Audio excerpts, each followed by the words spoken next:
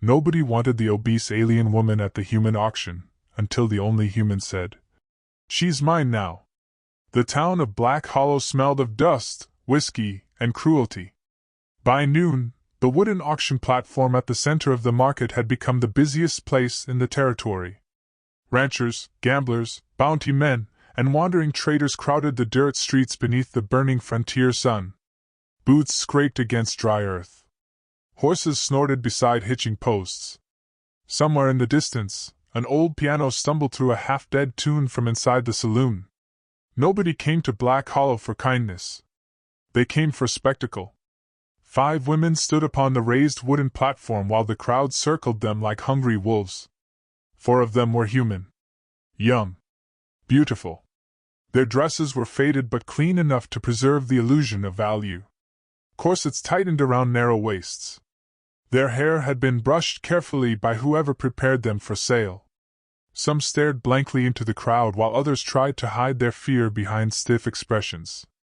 But nobody in the crowd truly looked at them for long. Every eye kept drifting toward the woman sitting in the center. She was enormous. Not merely heavy, massive in a way that seemed almost tragic beneath the cruel sunlight. Her pale blue skin glowed faintly beneath layers of dust, marked with dim silver patterns winding along her arms and neck like dying rivers of moonlight.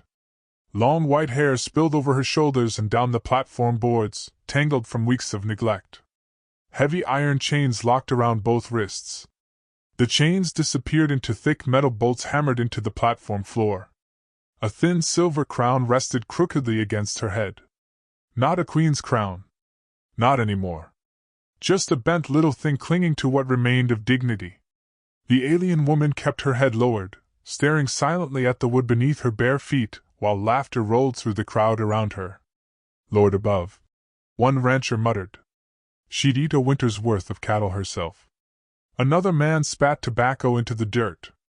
"Ugliest thing I ever seen. Looks like someone stuffed a moon spirit into a flour sack." The crowd burst into laughter again. The alien woman never reacted. That somehow made it worse. Near the front of the platform, the auctioneer wiped sweat from his red face before slamming the butt of his rifle against the wood. "Now, gentlemen," he shouted, grinning wide, "who'll start the bidding for this rare northern creature?" Silence. The wind pushed dust through the street. Nobody raised a hand. The auctioneer forced another laugh. "Come now, she ain't poisonous far as we know." A few men chuckled again. Still no bids. The alien woman slowly lowered her head even further. Children sitting near the water trough whispered to each other while staring at her glowing skin. "She looks sad. My pa says her kind are cursed. She got chains 'cause she kills people?" "No," an older boy muttered. "They chained her 'cause nobody wants her running loose." Above the platform, heat shimmered through shafts of golden sunlight cutting between the old western buildings. The sign for Prairie Crossing General Store creaked softly in the dry wind behind the stage. The auctioneer sighed dramatically. "Well then," he barked, pacing before the women. "Maybe the gentlemen prefer proper Western beauty instead." Immediately the bidding started on the human women. Coins changed hands. Men shouted prices. One blonde woman was sold to a mining boss from the eastern hills. Another disappeared with a traveling gambler whose smile never reached his eyes. But the alien woman remained untouched in the center of the platform. Like something abandoned. Something unwanted. Every time the auctioneer glanced toward her, irritation grew deeper across his face. Finally he marched directly toward her and kicked the chain near her feet hard enough to rattle the platform. "What about this one?" he snapped. "Strong enough to pull wagons. Eats near anything. Might scare wolves off your property." The crowd roared with laughter. The alien woman flinched slightly at the noise. Only slightly. That tiny movement revealed more exhaustion than anger. The auctioneer crouched beside her and grabbed a fistful of her white hair, forcing her face upward toward the crowd. Several people recoiled. Not because she was monstrous. Because her eyes were. They were filled with something far worse than fear. Resignation. As though humiliation had become so familiar she no longer fought it. captured north of the Frost Desert. The auctioneer announced loudly. Last survivor from some fallen alien caravan. Useless thing barely talks. Probably barren too. Another wave of laughter rolled through the crowd. The alien woman's eyes lowered again. A tear slipped silently down her glowing blue cheek. Nobody cared. Then the crowd suddenly shifted. Not loudly. Not dramatically. Just enough for people near the back to step aside. A man had entered the square. Tall. Broad-shouldered. Dust-covered from travel. A weathered revolver hung low against his hip beside a hunting knife worn smooth from years of use. His dark hair was messy beneath the heat, his jaw rough with stubble. The sleeves of his coat hung loose behind him, revealing a scarred muscular chest beneath. People recognized him immediately, and moved out of his way just as quickly. The drifter from the western ridge. The quiet rancher who lived alone beyond the canyonlands. Some called him dangerous. Others called him cursed. Most simply avoided him. The man said nothing as he walked closer to the auction platform. His eyes moved across the 4 remaining women only briefly. Then stopped on the alien woman. The crowd began murmuring. Well, I'll be damned. He's actually looking at her. The auctioneer smirked. You interested, stranger? The man climbed onto the wooden platform slowly. The boards groaned beneath his boots. For the first time since the auction began, the alien woman looked up willingly. Her pale glowing eyes met his. She expected mockery. Disgust. Cruel amusement. Instead she found something she clearly did not recognize. Pity. No. Not pity. Understanding. The man crouched in front of her chains. His rough hands examined the bruises around her swollen wrists where iron had cut into blue skin. His expression darkened slightly. What's your price? He asked quietly. The entire crowd froze. The auctioneer blinked. For her? The man stood again. Yes. You serious? The drifter reached into his coat and dropped several gold coins into the auctioneer's hand. The sound rang sharply through the silent town square. Nobody laughed now. The auctioneer stared at the coins in disbelief before greed finally overtook confusion. Well, he muttered nervously. Guess she's yours. The alien woman looked stunned, as if she could not understand the words. The man stepped closer and held out his hand toward her. Not like a master claiming property. Like a human being offering help. She's mine now, he said calmly. The chains were finally unlocked. And for the first time that day, the alien woman began to cry openly beneath the burning western sun. The wagon wheels groaned across the empty frontier road while the town of Black Hollow slowly disappeared behind them. Either of them spoke. The alien woman sat silently in the back of the wagon beneath a faded blanket, her chained wrists now free but marked raw and red where iron had bitten deep into blue skin. Her massive body shifted carefully whenever the wagon hit rough ground, as though she feared even the wood beneath her might reject her weight. The human man walked beside the horses instead of riding them. Dust clung to his boots. The evening wind carried the scent of sagebrush and distant rain across the canyonlands. Several times the alien woman glanced toward him with quiet confusion. Every captor she had known before barked orders. Demanded obedience. Expected fear. But this man had not asked her for a single thing since leaving town. Not even her name. As darkness slowly swallowed the frontier, the wagon stopped beside a narrow creek hidden between clusters of dry cottonwood trees. The man removed a canteen and held it toward her. You should drink. His voice remained low and rough, like someone unaccustomed to speaking after years alone. The alien woman hesitated before carefully taking the canteen in both trembling hands. She drank slowly, as though expecting him to snatch it away. He didn't. Instead, he turned his back politely while she finished. That small act unsettled her more than cruelty ever could. By midnight, cold rain began falling over the plains.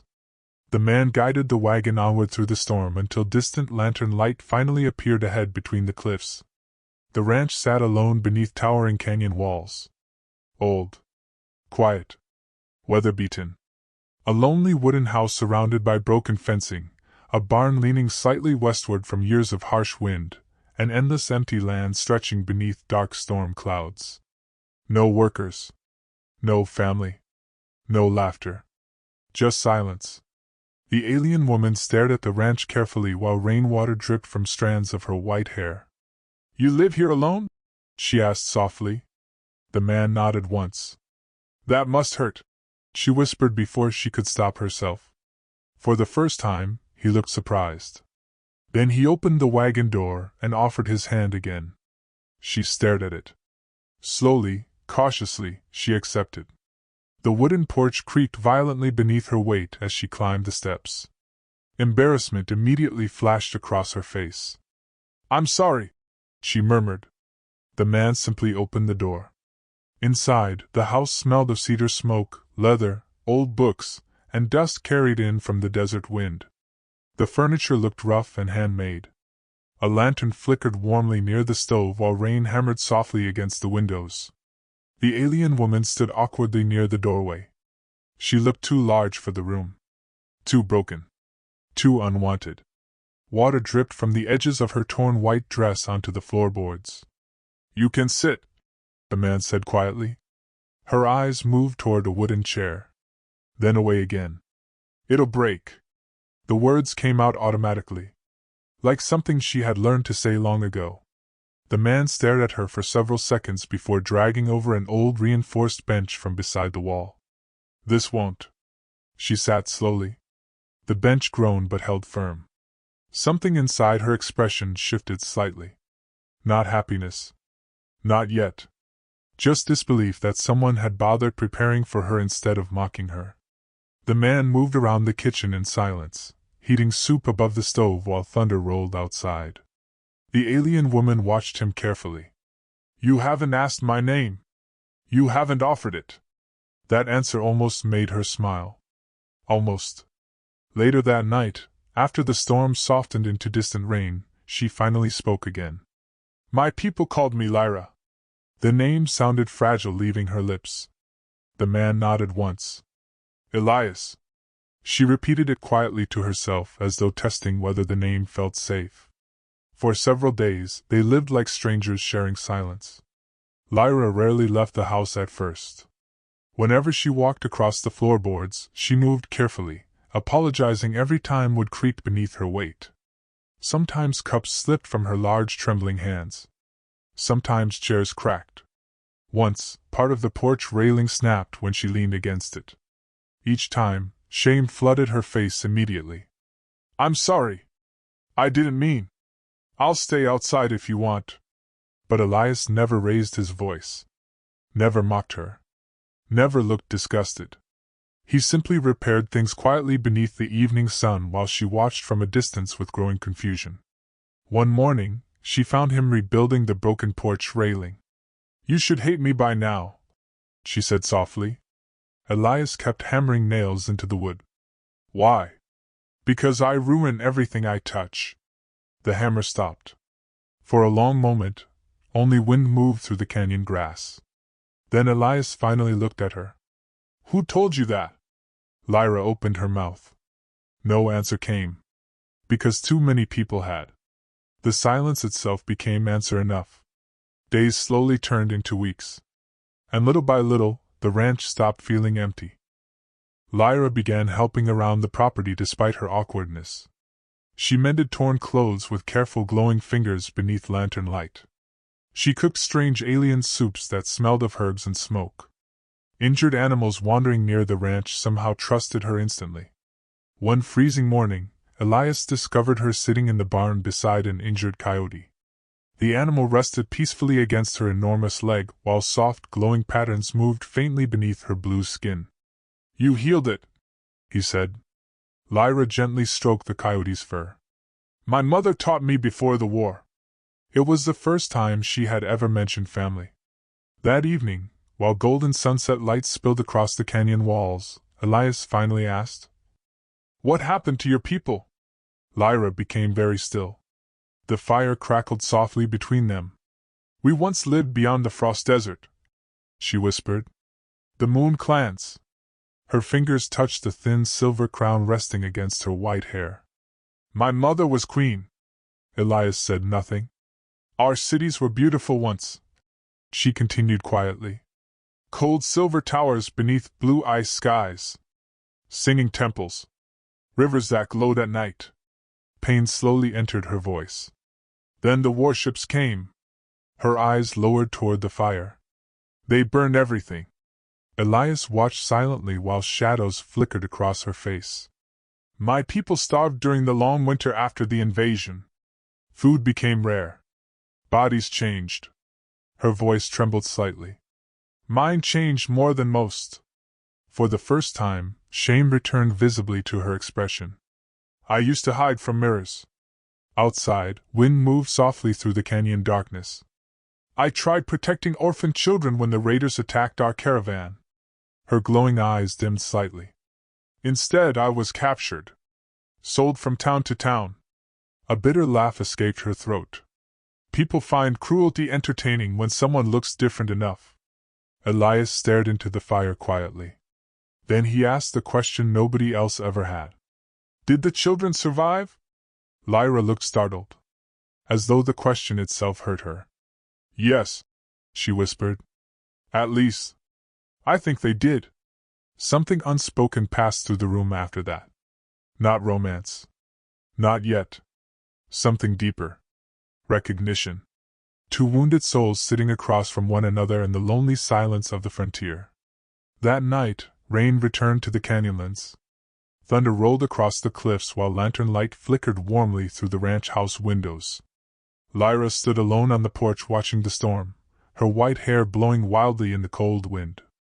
Elias stepped beside her beneath the wooden overhang. For several moments neither spoke. Then softly, almost fearfully, Lyra asked, Why did you choose me? The rain fell harder beyond the porch. Elias looked out toward the dark plains before answering. Because everyone else looked at your body. His voice remained calm. And never once looked at your eyes. Lyra's breath caught painfully in her throat. For years she had endured chains. Mockery. Disgust. Humiliation. But kindness? Kindness nearly broke her. Tears filled her glowing eyes as she lowered her face into trembling hands.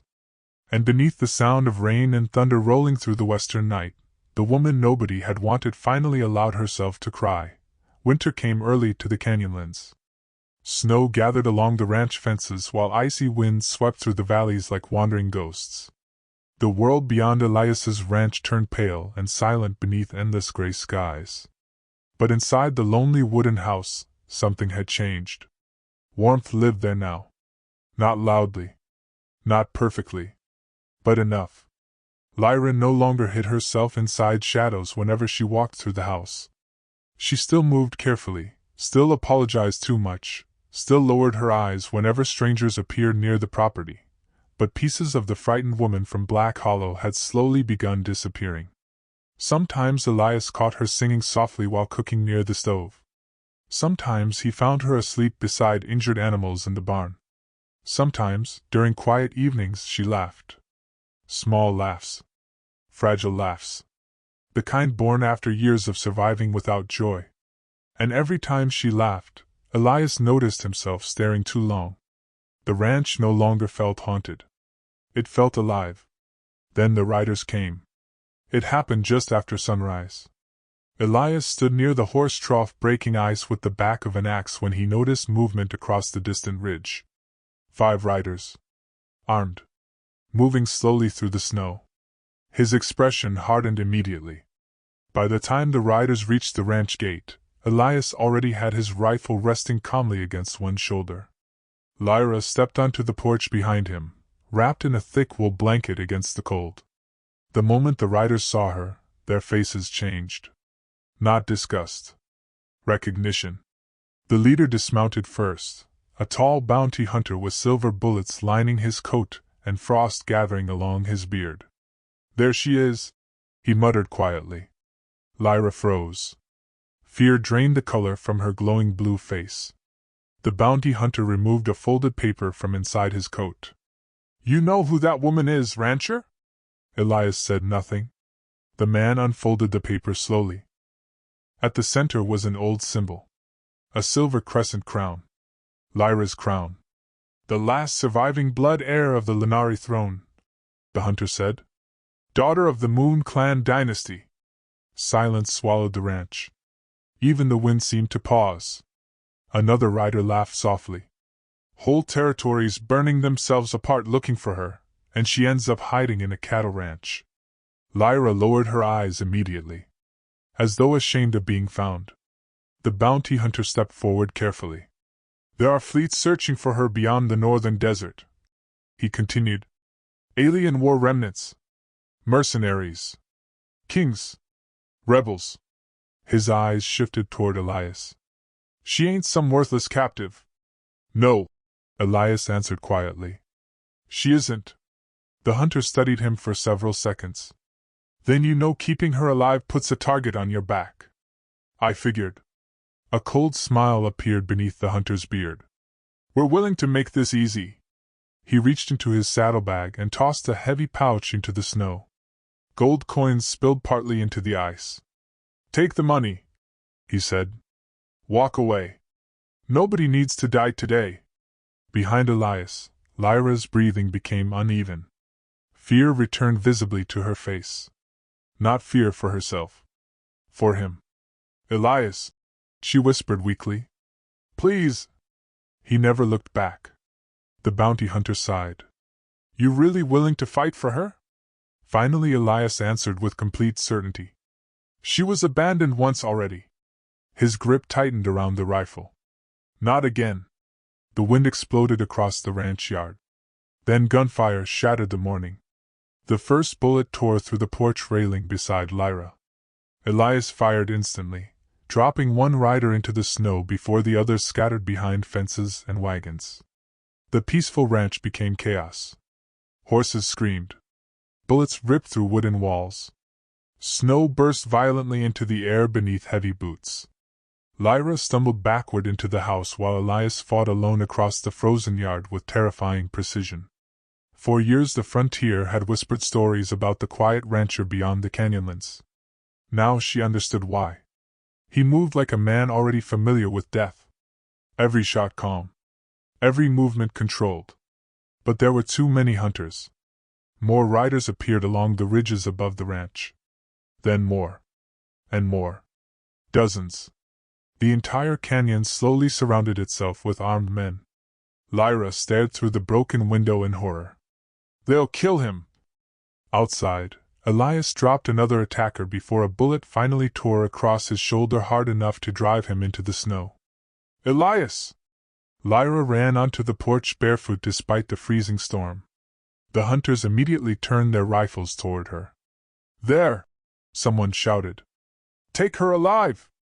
Fear crashed through her body. The same fear she had carried through chains, cages, auctions, and humiliation. The same fear that taught her to bow her head and wait for cruelty. But then she saw Elias struggling to rise in the snow. Still trying to protect her. Even wounded. Even outnumbered.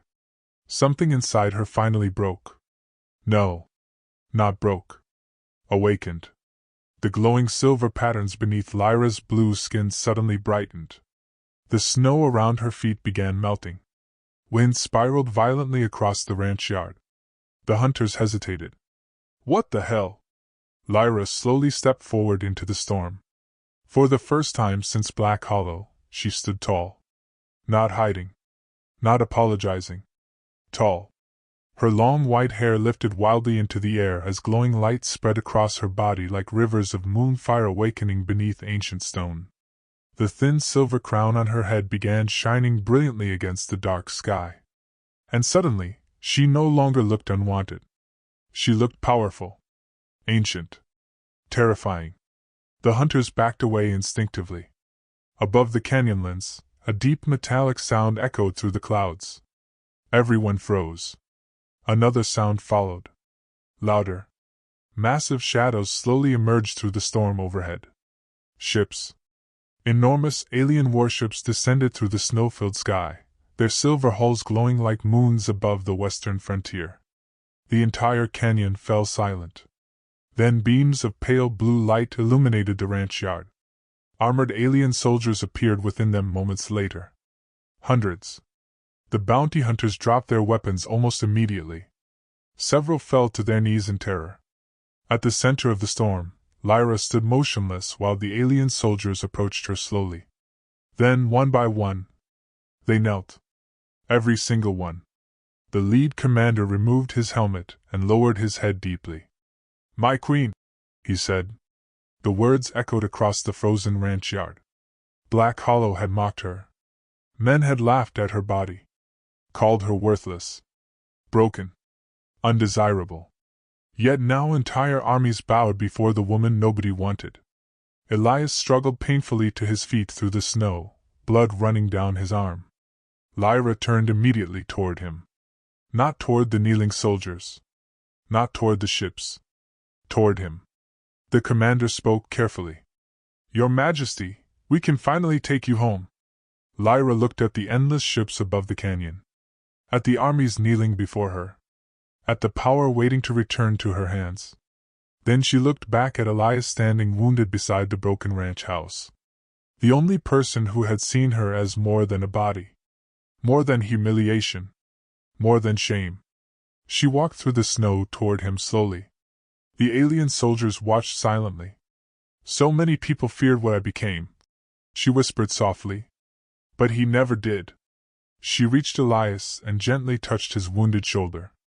"He was the only soul who looked at me, and still saw someone worth saving." Elias stared at her quietly beneath falling snow. Then, before the entire alien army, Lyra took his rough hand into hers. And for the first time in many years, the Queen of the Moon Clan smiled.